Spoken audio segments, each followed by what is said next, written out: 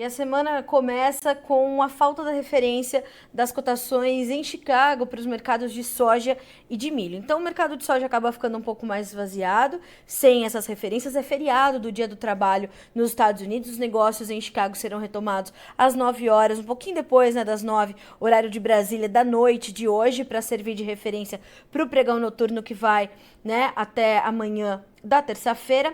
E no nosso mercado futuro aqui no Brasil, os preços do milho subiram. Para nos ajudar a entender como começa essa semana, que vai ser curta para o Brasil também, já que a gente tem um feriado aí na quinta-feira de 7 de setembro. Está conosco nesta segunda-feira, dia 4, Fernando Pimentel, da AgroSecurity Consultoria, para nos ajudar a entender que momento é esse dos mercados, mas principalmente que momento é esse para o produtor brasileiro, com ou sem a referência de Chicago, né, Fernando? Pelo menos por hoje. Bem-vindo, meu amigo, boa tarde para você. Bem-vindo, boa tarde, ouvintes.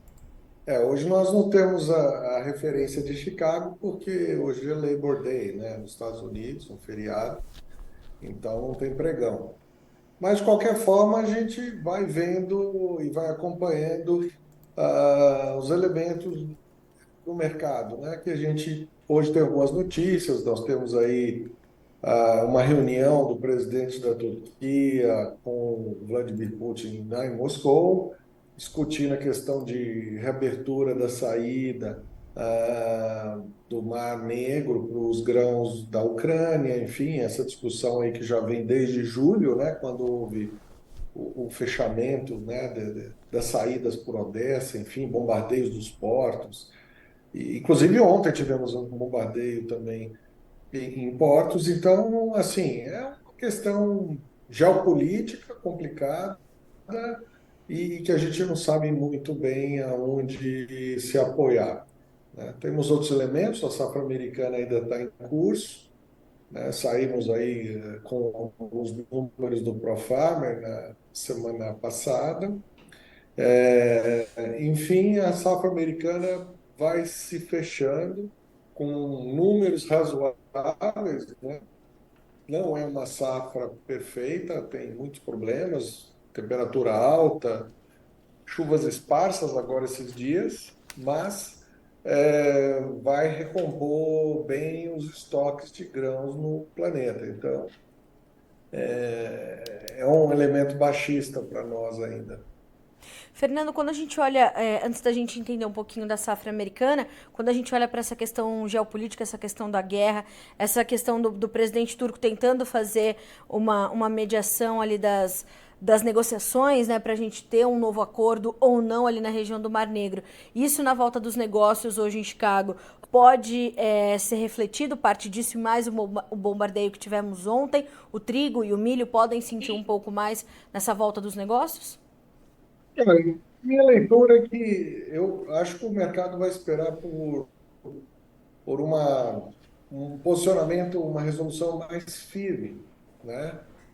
Haja vista que a credibilidade hoje dessas conversações ela segue um pouco baixa. O próprio fato de ter ocorrido o acordo,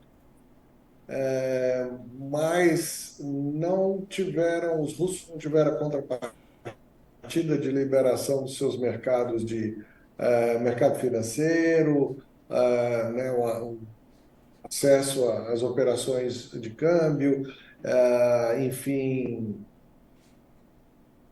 ação livre de fertilizantes e tudo mais.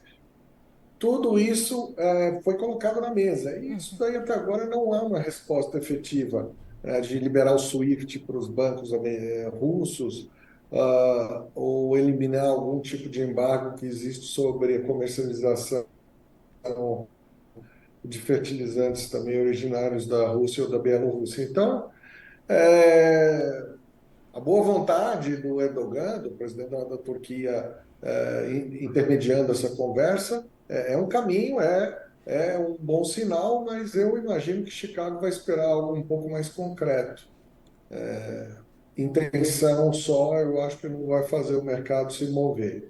Agora, a questão climática ainda impera, né? Ainda temos aí chuvas esparsas nesse final de semana, a temperatura segue alta, nós temos aí um período já de enchimento de grãos no grão, na soja e formação também das espigas, né? Enchimento dos grãos das espigas. Então, nós temos um momento ainda relativamente crítico da safra americana, porém já passando bastante a etapa de maior risco, né? Fernando, como é que a gente vai olhar para a interferência dessas informações da conclusão da safra americana chegando nos preços? O espaço para essa interferência agora é curto e aos poucos também a gente vai ver o mercado se voltar para a nova safra sul-americana? Sim, esse é um elemento, embora o mercado físico nos Estados Unidos para exportação esteja sofrendo um revés de uma semana, que é a questão dos fluxos de barcaças do rio Mississippi, que com esse calor e é uma chuva abaixo da média, está exigindo que as barcaças circulem com um alívio de peso, ou seja, eles estão com baixo calado, então eles têm que carregar menos grãos. Isso daí está forçando uma elevação no frete doméstico das barcaças nos Estados Unidos. Só para ter uma ideia, nós temos mais de 80% de aumento em relação a uma média aí de 3 anos para esse frete. Isso, de certa forma, é benéfico para o Brasil, porque torna a safra americana de grãos menos competitiva para descer até o Golfo do México. Então, isso, inclusive, já deu algum alívio para nós aqui, no sentido de melhorar os bases, né, os prêmios da soja. Agora, em agosto, nós tivemos uma resposta positiva desses bases, justamente porque a nossa soja ela fica mais competitiva, o milho também, mas particularmente a soja nesse momento. Agora, a safra velha, né? Não estamos falando da safra nova, a safra que será colhida a partir de fevereiro, março de 2024. Essa ainda não mostra uma reação nos prêmios, ainda está negativo, um dólar e 15, enfim, em relação aos vencimentos de março e vencimento de maio. Mas essa soja, que ainda falta vender mais ou menos uns 25, 30%, essa soja ela está sofrendo um impacto positivo com essa questão das barcaças nos Estados Unidos. Então, vale a pena acompanhar isso daí, porque isso daí pode impactar um pouquinho também a bolsa. Fernando, essa movimentação, ela ajuda o produtor a estar um pouco melhor capitalizado para começar uma nova temporada que já se anuncia como uma temporada desafiadora, principalmente no quesito da comercialização. A gente está com a nossa comercialização atrasada, né? E prêmios, como você falou, que não reagem. Como é que você está enxergando? A gente começou a nossa conversa ainda em off falando do caixa do produtor, que está bastante fragilizado por conta desse momento, né? É. A comercialização da soja nesse momento já não está tão lá atrás em relação aos últimos anos. Safra nova? O milho, o milho sim. O Ah, milho, o milho está significativamente fora do padrão, né?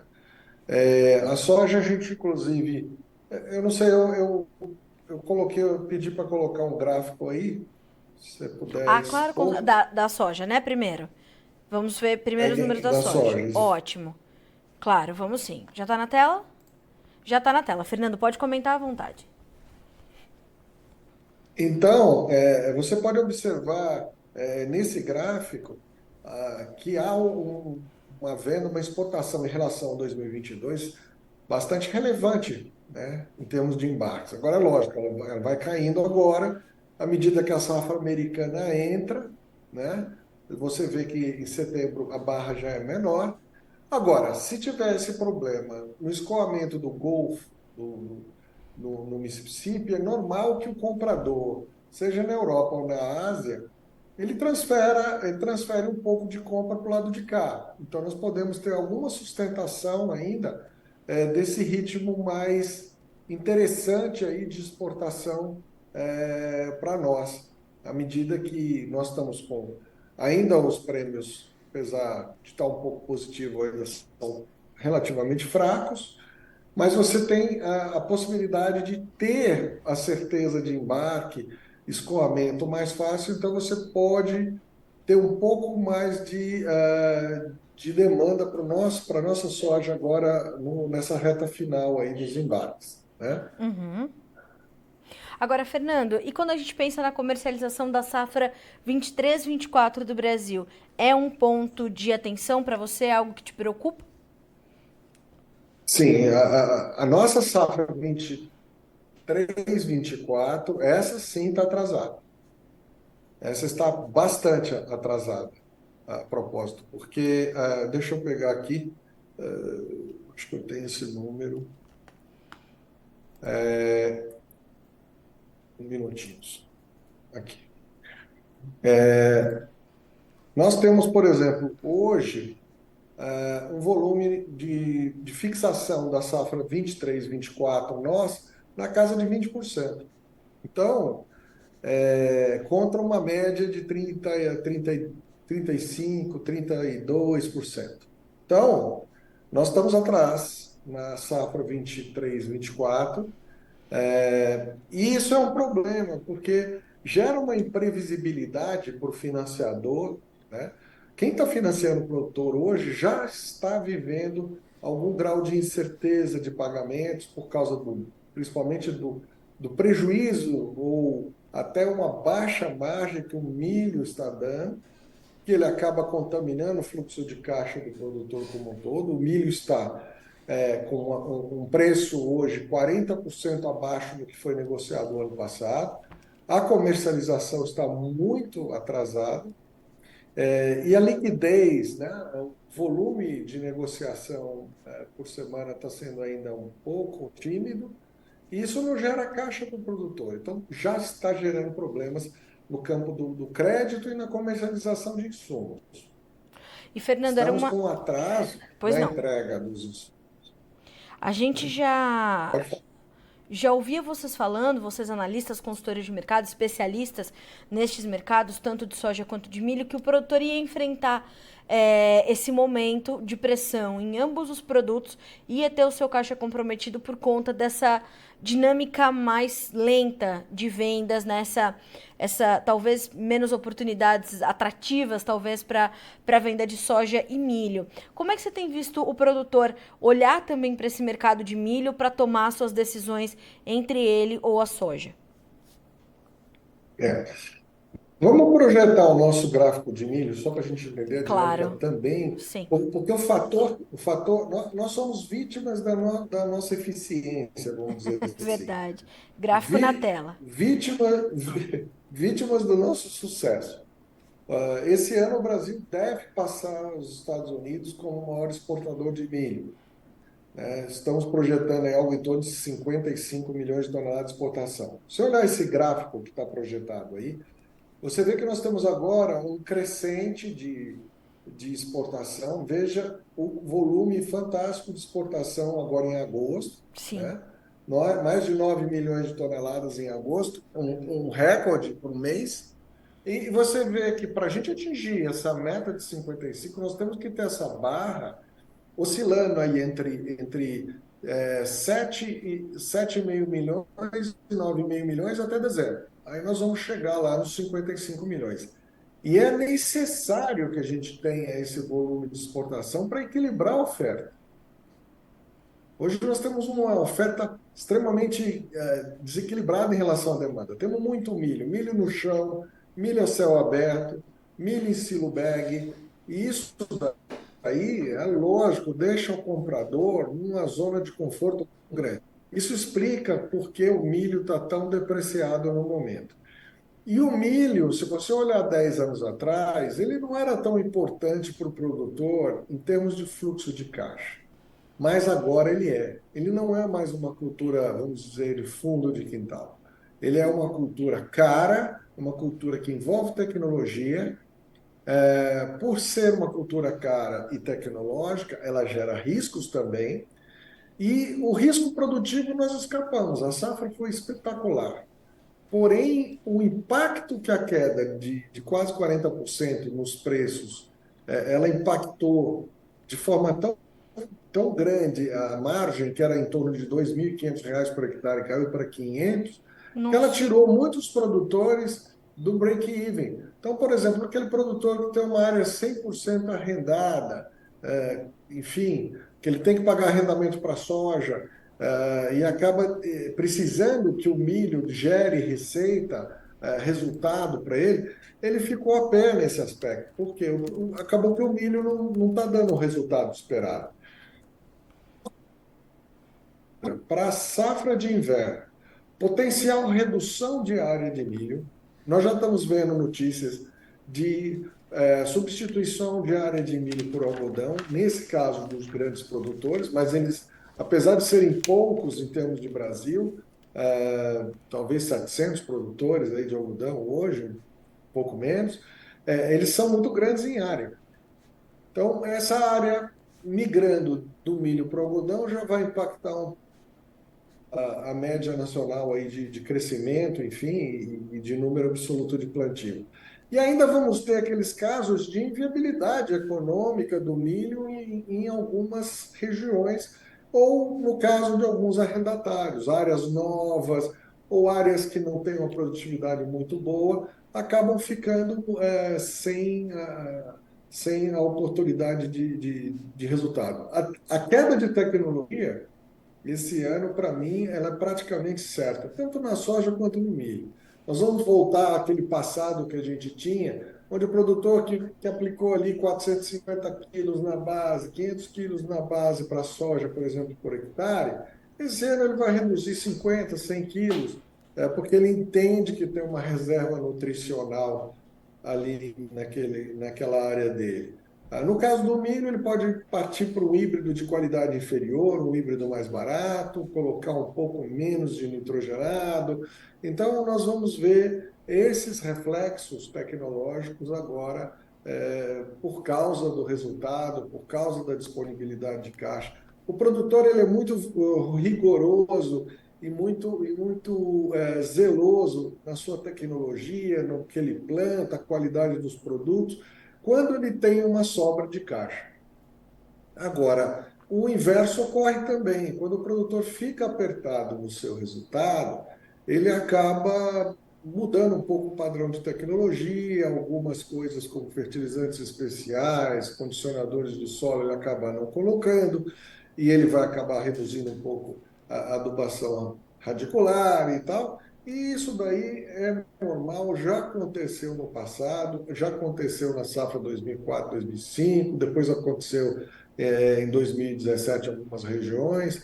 É normal que isso ocorra. É a forma que o produtor tem de tentar contornar um grande problema que existe hoje, que é o problema de geração de caixa nas lavouras, porque plantou lá atrás, um custo alto, e depois continuou acreditando que os preços iam ficar altos, e houve uma reversão tanto da soja quanto do milho, mas mais severamente no caso do milho, e isso daí pegou o produtor de surpresa. Muita gente que adiou as vendas acabou pagando uma conta cara. E nem estou falando da taxa de juros ainda, e é uma taxa de juros historicamente mais alta do que nós tínhamos há 3 anos atrás, 2 anos atrás. Agora, Fernando, como é que você avalia essa, esse posicionamento do produtor? É um erro estratégico? É um temor por conta de outros anos, onde ele avançou um pouco mais, né, na sua comercialização e acabou ficando, depois vendo preços acontecendo, né, numa trajetória de alta, mas o que não significa que ele perdeu, mas sei lá, deixou de ganhar, enfim. O que na sua experiência, na sua análise, justifica esse cenário que se desenhou e agora esse momento que o produtor sofre com essa relação de caixa nas lavouras? Isso vale para soja, isso vale para milho.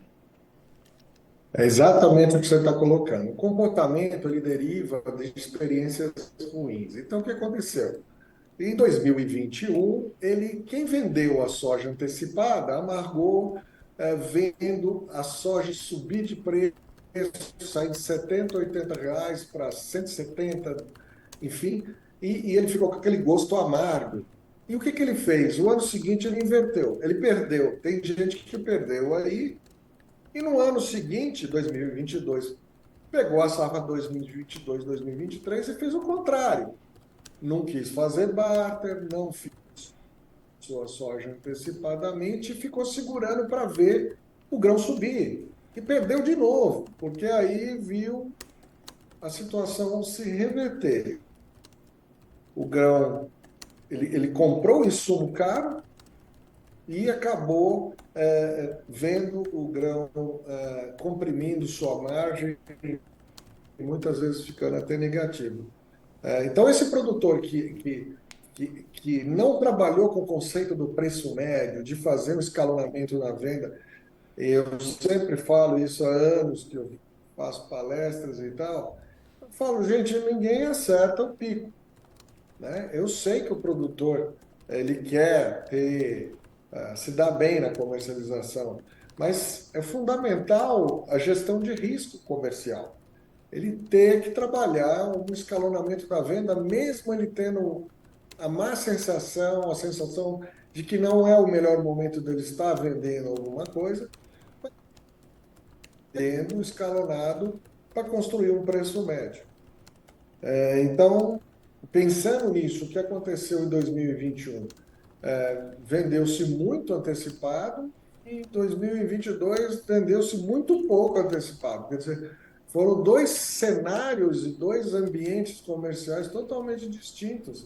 E, infelizmente, os dois tinham um grau de erro muito grande estratégico. Então, acabou dando no que está dando, né? Nós temos produtores com problema de caixa, a inadimplência hoje, com o setor de insumos, e, por que não, até bancos, está mais alta que a média histórica. Agora nós temos um vencimento, agora em setembro, que é o vencimento da safra de inverno, do milho, por exemplo, pode aumentar ainda esse índice de inadimplência e isso gera problemas de crédito do outro lado e tudo. E também o atraso na entrega dos insumos, muitas vezes, porque até que você tenha aí uma solução da questão de crédito, renegociação, formalização desses documentos, isso demora um pouquinho e logo mais vai chegar a chuva. Nós já estamos entrando em setembro e agora a água começa a cair daqui a pouco. E aí a gente já começa aquela pressão para o plantio.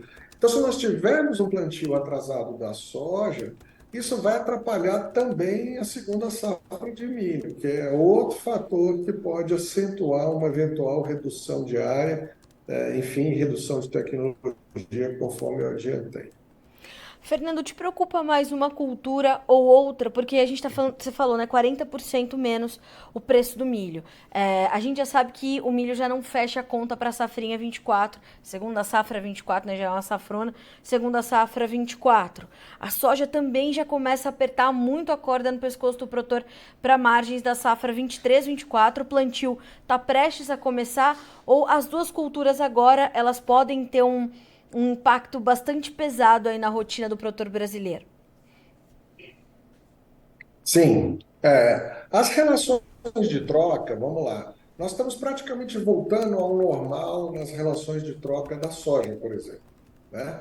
No milho, nem tanto, porque a ureia subiu, o preço da ureia, uma alta sazonal. Passou, 2 meses atrás, as relações de troca de milho não estavam ruins, mas muitas vezes o produtor se apega ao preço, nominal e não à relação de troca.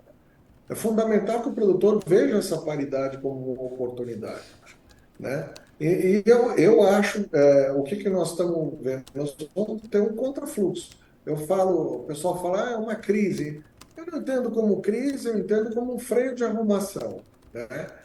Nós vínhamos num nível de otimismo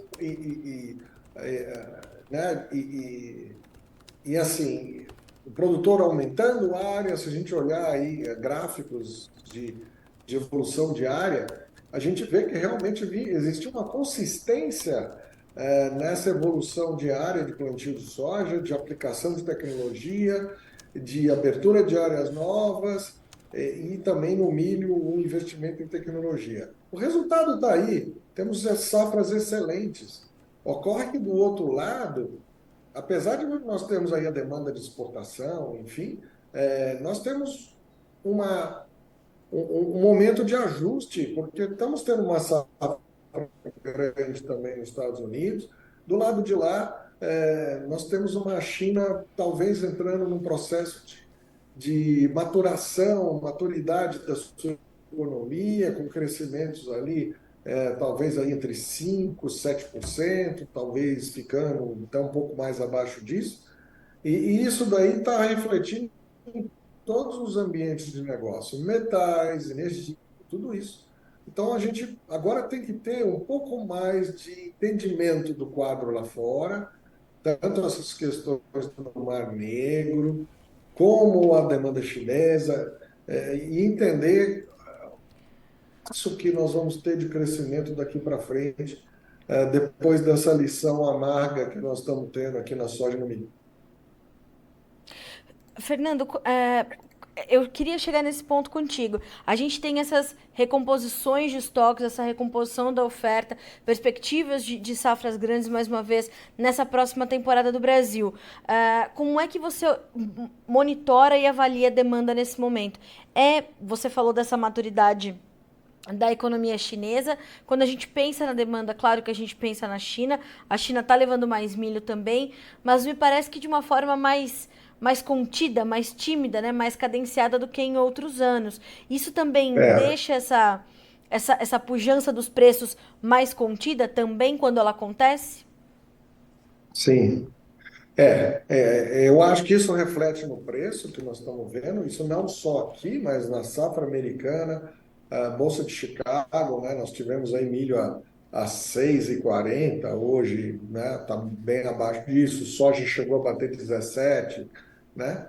Então, o que que a gente tem que ter em mente? E eu acho que é importante o produtor rural refletir. Imagine se a Argentina e o Rio Grande do Sul tivessem colhido a safra normal. Como estaria hoje, então, os preços de Exatamente. milho, os preços de milho e soja? E nós não podemos esperar, inclusive com o El Ninho, e o Rio Grande do Sul e a Argentina voltem a ter problema o ano que vem. Então, a minha leitura é assim, não há espaço no mercado para tanta produção. Então, eu acho que o que vai acontecer agora é uma seletividade maior daquelas áreas, áreas de boa qualidade, áreas com um teor de argila maior, áreas com mais anos de cultivo, né? Vão seguir trabalhando, e algumas áreas podem começar a ser excluídas nesse aperto de resultado que a gente está vendo, né? Então, eu chamo isso de freio de arrumação, eu não chamo isso de crise. Eu entendo que isso já aconteceu no passado, né? É normal que ocorra, né? Uma conjunção de fatores que gerou isso, né? Nós temos um efeito da demanda, nós temos uma grande oferta, você tem um momento meio de recessão global, a China sofrendo ajustes macroeconômicos, enfim.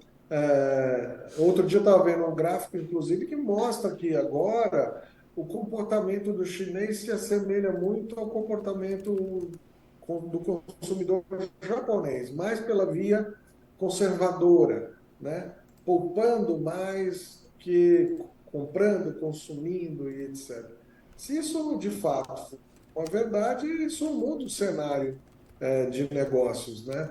Você vê o mercado do boi, né, que nós nem estamos citando aqui. Tem vários produtores de soja, milho, que trabalham também com a pecuária intensiva, com confinamento. O boi tá lamentável, nós voltamos para o preço de 2018, né? Sim. E os embarques estão seguindo mais ou menos o mesmo ritmo histórico, porém não tem mais aquela pujança que tinha o ano passado, né? O boi está devolvendo, vamos dizer assim, os valores que tinham operado aí nos últimos 3 anos, está devolvendo. Então, é fundamental que o produtor tenha em mente que o cenário macroeconômico está mudando, o geopolítico está mudando, e a gente, apesar dos nossos números serem excelentes, estamos aí batendo os americanos na exportação de milho pela primeira vez na história, já batemos lá atrás a soja há muitos anos, né?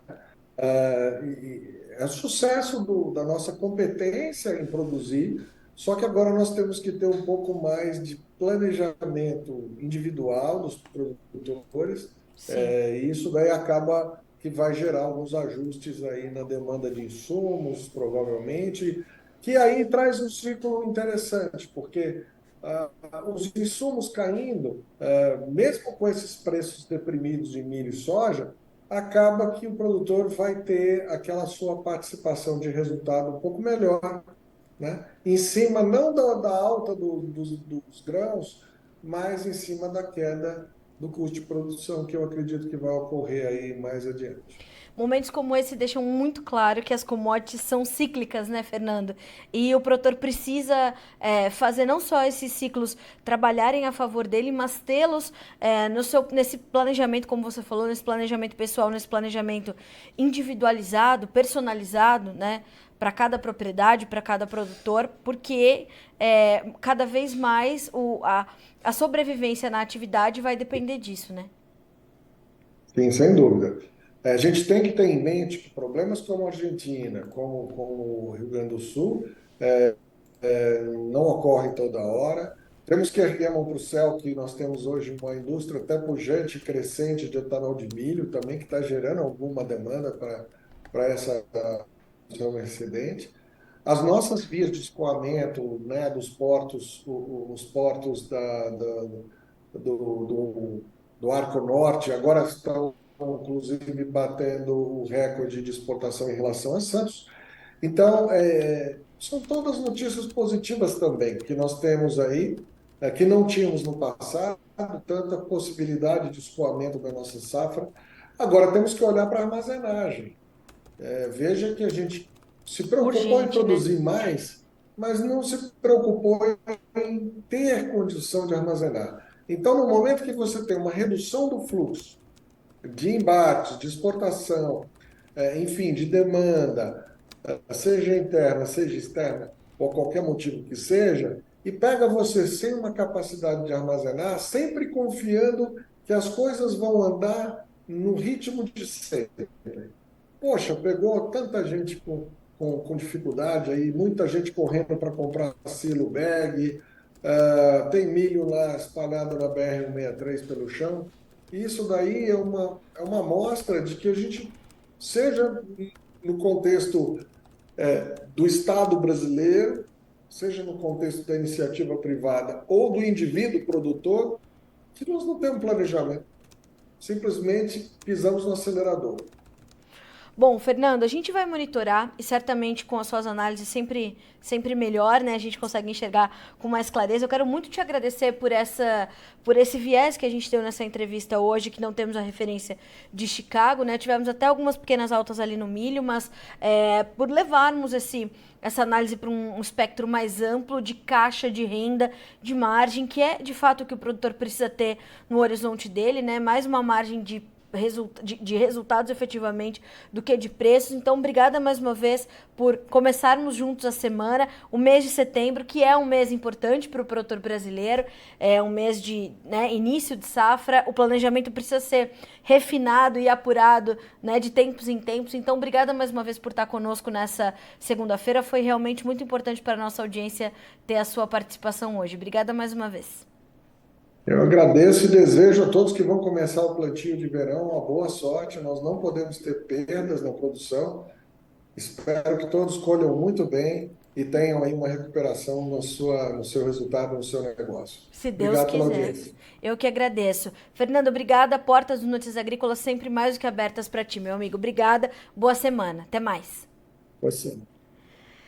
Senhoras e senhores, Fernando Pimentel, toda a sua experiência, né? O Fernando sempre com análises muito completas e muito bom a gente trazer essa perspectiva do ponto de vista do produtor brasileiro, do ponto de vista de caixa, de margem, né? E juntando essas duas culturas que hoje são completamente complementares, já é impossível dissociar a cultura da soja e do milho. E o Fernando faz uma pontuação muito importante, que é essa questão de há 10 anos o milho não ter uma interferência no caixa do produtor tão grande, no produtor de soja, que é o mesmo produtor de milho, tão grande quanto a gente tem hoje. Então, o milho estar 40% mais baixo do que há um ano, nós não termos condição de armazenagem, nós estarmos com as nossas vendas de soja estão quase chegando lá, mas um pouco mais atrasadas do que em outros anos. E a nossa comercialização de milho também bastante lenta, é uma junção de fatores num funil com uma boca ainda pequena. E ele falou, somos vítima da nossa capacidade, do nosso aumento de capacidade. Então, o planejamento comercial, o planejamento estratégico, isso muito personalizado para entender essas margens que estão muito ajustadas, contas que já não fecham para o milho em várias regiões do Brasil, essa condição como pesa no mercado de insumos, tudo isso precisa ser digerido de uma forma só, mas claro, né, com muita parcimônia, para que haja o entendimento das oportunidades que o mercado ainda vai lhe oferecer, como é o caso, por exemplo, da soja da safra 2022-23, nesse momento que tem prêmios positivos, parte com o suporte que vem ali de uma logística comprometida para os americanos por conta da baixa do leito ali, né, das águas do rio Mississippi e a dificuldade ali nas barcaças, prêmios até 80% maiores do que a média dos últimos 3 anos, vai deixar a nossa soja mais competitiva e estamos exportando bem nesse segundo semestre ainda. As nossas exportações de milho vão muito bem também, mas a nossa capacidade logística também estrangulada. Então, é olhar essas oportunidades que o mercado dá e que serão menos frequentes num cenário como esse, até que a gente volte a um outro ciclo, a gente vai olhando para isso. A gente tem um comentário aqui do Márcio Napoli, que diz assim, ó, fora o trigo, que agora na colheita os armazéns não têm capacidade para receber. A maioria dos armazéns só recebendo milho. Então a gente tá numa loucura, né? Porque o trigo é uma cultura ainda mais sensível, vamos colocar aonde esse trigo? Deve ser uma boa safra essa que a gente vai terminar de colher, né? Aí o Paulo César Carvalho, não deu tempo de eu fazer essa pergunta pro Fernando, ele perguntou sobre as altas exportações, se podia deixar a oferta um pouco mais apertada. Olha, Paulo, a oferta vai ficar menor, mas ela não vai ficar talvez apertada, porque nós tivemos uma segunda safra 22, né, 23, recorde na segunda safra de milho. Então a gente tem muito milho, mesmo exportando bastante, isso vai só ajudar a equilibrar oferta e demanda, que nesse momento estão bastante desequilibradas. Nós não temos, claro, referência dos fechamentos em Chicago, né? Hoje não temos o andamento da bolsa, mas a gente consegue checar, Matheus, os fechamentos da última sexta? Vamos checar para a gente saber como já, em mais algumas horas, serão retomados os negócios por lá. Então, números na tela para você que nos acompanha aqui pelo Notícias Agrícolas. Fechamento da última sexta-feira, hein? Dia 1º de setembro. A soja fechou com o setembro valendo $13,56 por bushel. O novembro, que é referência para a safra dos americanos, 13,69. O janeiro, $13,87, né? Ou $14,87. Impossível, né? Acho que é $13,87. Tivemos aí um errinho, mas acho que foi só. E o março, $13,87 também. Não, janeiro de 24, $14,87. Vamos checar. Mas eu acho que eu vou apurar. Milho, nós tivemos para o fechamento da última sexta também. Tivemos ali um comportamento, né? Não vou me lembrar agora, mas eu imagino que foi um fechamento estável. Setembro, $4,64, dezembro, $4,81, o março, $4,96, o maio, $5 mais 5 cents por bushel. O trigo fechou para o setembro, na última sexta, dia 1º, $5,67 por bushel, dezembro, $5,95, março, $6,22, maio de 24, $6,39 por bushel. E na B3, os preços do milho vão caminhando para fechar em campo positivo. Então, nós temos o setembro com R$ 53,47 por saca, alta de 0,5%. O novembro, R$ 57,30, 1% de alta. O janeiro de 24, R$ 61,13. E o março, subindo 0,4%. E o março, com o mesmo ganho, vai a R$ 64,97. Então, para a B3, apesar da falta da referência de Chicago e da baixa do dólar, o dólar hoje vai caindo 0,2% agora a R$ 4,93. O milho na B3 tentando respirar um pouquinho, dando uma realizadinha de lucros, voltando a subir.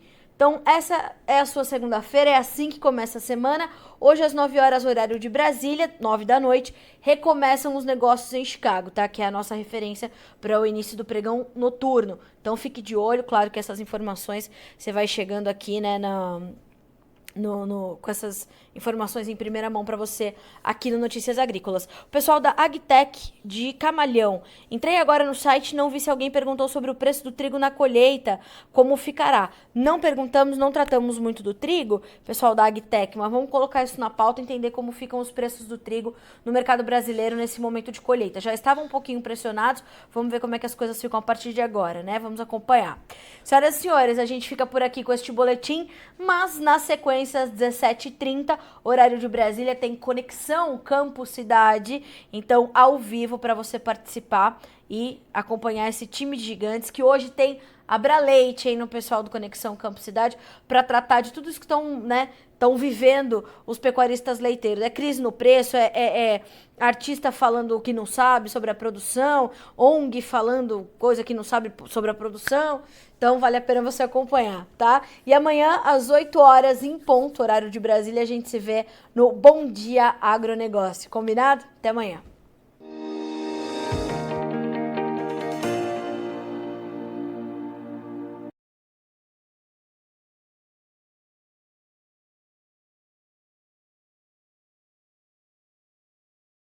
Participe das nossas mídias sociais, no Facebook, Notícias Agrícolas, no Instagram, @Notícias Agrícolas e em nosso Twitter, @Noteagri. E para assistir todos os vídeos, se inscreva no YouTube, na Twitch, no Notícias Agrícolas Oficial.